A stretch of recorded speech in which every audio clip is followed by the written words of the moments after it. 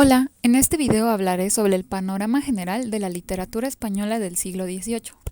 Comenzaré hablando sobre la Ilustración, que también fue denominada como el siglo de las luces. Fue una época de cambio filosófico e ideológico. También cambiaron las costumbres y la moda. España se vio fuertemente influida por Francia, pues ahí fue donde inició este movimiento. Lo más importante era la libertad y la razón. Se busca que la educación sea para todos y que esté basada en la ciencia, retomando temas de filosofía, teología y arte. La pintura en esta diapositiva se llama Un filósofo da una lección sobre el planetario de mesa, de Joseph Wright.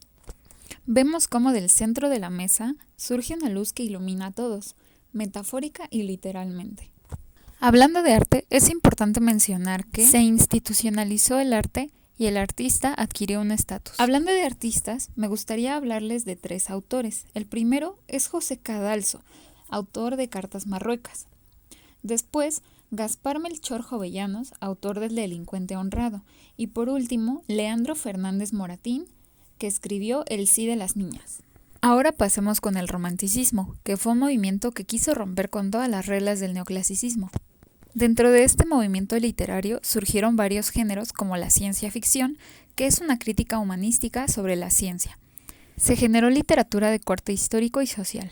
Esta última desencadenó el costumbrismo. El costumbrismo a su vez dio pie al realismo. Se escribió literatura sentimental, también conocida como la literatura rosa. También entre los muchos géneros que se desarrollaron está el gótico, que luego desarrolló otros géneros que son la literatura policíaca y la literatura fantástica. En España, el romanticismo se divide en tradicional, liberal y tardío. En el tradicional tenemos autores como José de Zorrilla, quien escribió Juan Tenorio. En el liberal podemos ver a Mariano José de Larra, quien escribió El doncel de don Enrique el Doliente. Y por último, en el tardío tenemos a Rosalía de Castro con Cantares gallegos.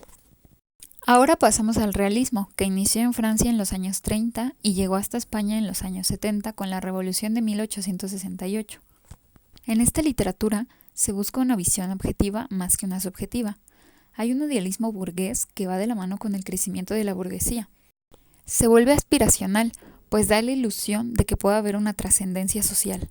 En la mayoría de las novelas se cuenta una historia de amor como eje principal, pero que en el fondo tiene un tema político. Y la mayoría de sus personajes están enmarcados con una moral judeocristiana. Es importante mencionar que la mayoría de los autores son periodistas asalariados quienes escriben novelas por entregas en los periódicos. Entre los autores está Benito Pérez Galdós con Marianela, Juan Valera con Pepita Jiménez, Cecilia Boll Faber, quien tenía como seudónimo Fernán Caballero y escribió La Gaviota. Y por último, Vicente Blasco Ibáñez, quien escribió Los 4 jinetes del Apocalipsis. Ya por último, les voy a hablar sobre la generación del 98, que hoy en día todavía sigue en discusión si fue un movimiento o si solo fue un grupo literario. Este surgió en un contexto de crisis política en España. Entre sus características está el pesimismo, el lenguaje filosófico y podríamos hablar de un existencialismo nacional. Sus autores constantemente tenían tertulias en café y se los consideraba como bohemios. Entre ellos tenemos a Rubén Darío, Manuel Machado, Juan Ramón Jiménez, Minel de Unamuno, Pío de Baroja, entre los demás que aparecen en esta imagen. Como podemos observar, las creaciones literarias están fuertemente influidas por el contexto social y político que vivían los escritores.